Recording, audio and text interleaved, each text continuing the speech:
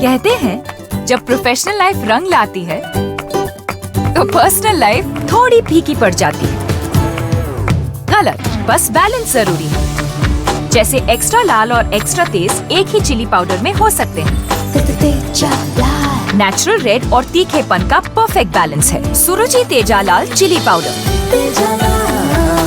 खाने में हो रुचि तो घर लाइए सुरुचि। नमस्कार, वीकेबी टॉप 10 में आपका स्वागत है। तो आइए देखते हैं देश और दुनिया की टॉप 10 खबरें। देश भर में जहां महाराष्ट्र में सबसे ज्यादा कोरोना वायरस के मामले सामने आ रहे हैं, वहीं महाराष्ट्र सरकार कोविड-19 वैक्सीन सीधे आयात करने की संभावना पर विचार कर रही है ताकि ज्यादा से ज्यादा लोगों का टीकाकरण किया जा सके। राज्य के मंत्री आदित्य उद्धव ठाकरे ने कहा है कि अगर ऐसा होता है कि उनके पास 3 सप्ताह में पूरी मुंबई में वैक्सीन लगाने का रोड मैप तैयार है। साथ ही उन्होंने कहा कि वैक्सीन की कीमत कोई कारण नहीं है और राज्य सरकार जल्द से जल्द वैक्सीन खरीदने पर विचार कर रही है। कोरोना वायरस की दूसरी लहर थोड़ी थमती नजर आ रही है। 4 लाख के पार पहुंच चुके रोजाना दर्ज होने वाले संक्रमण के मामले गिरकर 3,29,000 के पास आ गए हैं और इस अवधि में 3,876 मरीजों की मौत हुई है। वहीं 24 घंटे में 3,56,000 मरीज ठीक होकर घर लौटे हैं। देश भर में कुल एक्टिव मामले 37,15,000 दर्ज है।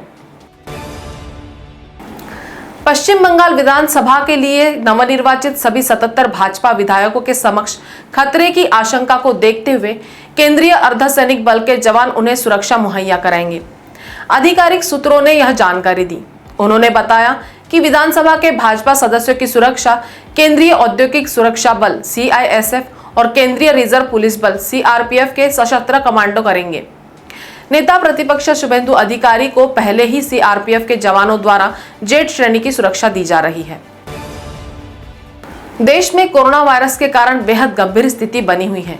देश के इन हालातों पर पूरी दुनिया चिंतित है क्योंकि इससे सभी को खतरा है। विश्व स्वास्थ्य संगठन WHO ने भी देश में कोरोना की दूसरी लहर में हो रही मौतों पर चिंता जताई है। WHO की chief scientist doctor Soumya Swaminathan ने कहा है कि भारत में कोविड-19 के आंकड़े चिंतित करने वाले हैं और सरकार को सही आंकड़े बताने चाहिए।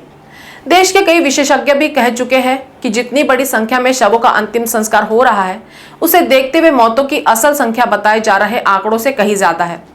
डॉक्टर स्वामीनाथन ने यह भी कहा कि सभी देश ने कम आंकड़े दिखाए हैं, जबकि असल संख्या कुछ और है।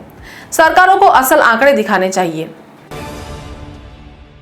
दुनिया भर में कोरोना वायरस का कहर जारी है। इस महामारी से सबसे अधिक प्रभावित अमेरिका ने कोरोना के खिलाफ जंग में एक और बड़ा कदम आगे बढ़ाया है। अमेरिका के खाद्य और दवा प्रशासन FDA ने 12 से 15 साल की उम्र के बच्चों के लिए भी फाइजर कोरोना वैक्सीन के आपात इस्तेमाल को मंजूरी दे दी है। वहीं भारत में भी बच्चों के लिए फाइजर की कोरोना वैक्सीन इस्तेमाल करने की मंजूरी दी जा सकती है। अंतर्राष्ट्रीय दबाव और कई दौर की बातचीत के बाद भी भारत सरकार ने सीरम इंस्टीट्यूट ऑफ इंडिया के उस आग्रह को ठुकरा दिया है जिसके तहत उसने ब्रिटेन को कोविशील्ड की 50 लाख डोज एक्सपोर्ट करने की इजाजत मांगी थी। सीरम इंस्टीट्यूट का कहना था कि ब्रिटेन को 50 लाख डोज देने का वादा उसने पहले ही कर रखा था। सरकार ने यह फैसला देश में पैदा हुई कोरोना की दूसरी लहर और वैक्सीन की कमी के संकट को देखते हुए लिया। सरकार का कहना है कि उसकी पहली प्राथमिकता देशवासियों को बचाने की है। बिहार के बक्सर के बाद उत्तर प्रदेश के गाजीपुर में भी गंगा नदी में दर्जनों लाशें तैरती दिखी है। जिले के गहमर थाना क्षेत्र के नरवा, सोजवा और बुलाकीदास बाबा घाट पर दर्जनों शव किनारे पर मिले हैं। इसके अलावा कारंडक क्षेत्र के कई घाटों पर भी शव नदी में पड़े मिले हैं। गंगा किनारे शवों के मिलने से ग्रामीणों में हड़कंप मचा हुआ है।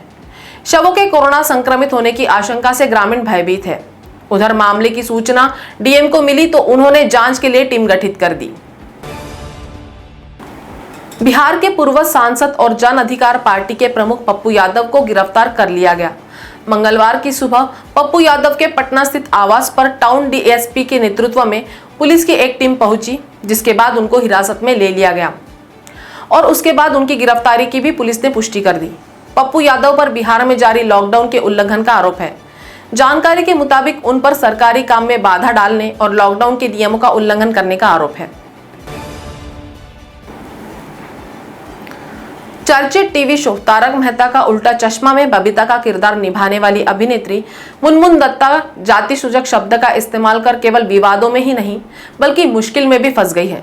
सोशल मीडिया पर उनका जाति सूचक टिप्पणी करता वीडियो सामने आने के बाद अब मुनमुन दत्ता के खिलाफ हरियाणा में शिकायत दायर हुई है और उनके खिलाफ जल्द एफआईआर दर्ज कर गिरफ्तार किए जाने की मांग की गई है।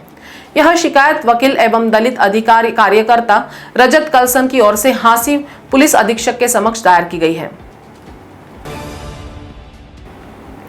अफगानिस्तान में भारत के वरिष्ठ राजनयिक विनेश कालरा का निधन हो गया। मज़ार शरीफ में भारत के कौंसिल जनरल के तौर पर तैनात कालरा कोरोना संक्रमण का शिकार होने के बाद बीते कुछ दिनों में काबुल के अस्पताल में भर्ती थे। विदेश मंत्री एस जयशंकर ने विनेश कालरा के निधन पर शोक जताते हुए कहा कि उनके जैसे समर्पित सहयोगी का जाना बहुत दुखद है, उनकी कमी हमेशा महसूस होगी। वहीं विदेश सचिव हर्षवर्धन श्रृंगला ने कहा कि हमने एक निष्ठावान अधिकारी खोया है जिसने खुद आगे बढ़कर एक चुनौतीपूर्ण तैनाती को स्वीकार किया था। तो टॉप 10 के खबरों के साथ अभी इतना ही। आपसे फिर मुलाकात होगी, तब तक बने रहिए वीकेबी न्यूज के साथ। नमस्कार।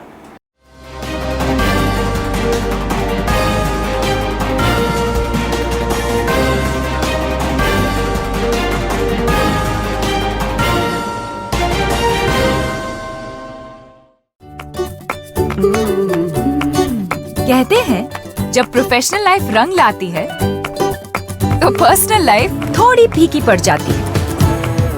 गलत, बस बैलेंस जरूरी है। जैसे एक्स्ट्रा लाल और एक्स्ट्रा तेज एक ही चिली पाउडर में हो सकते हैं। नेचुरल रेड और तीखेपन का परफेक्ट बैलेंस है सुरुचि तेजा लाल चिली पाउडर। खाने में हो रुचि तो घर लाइए सुरुचि।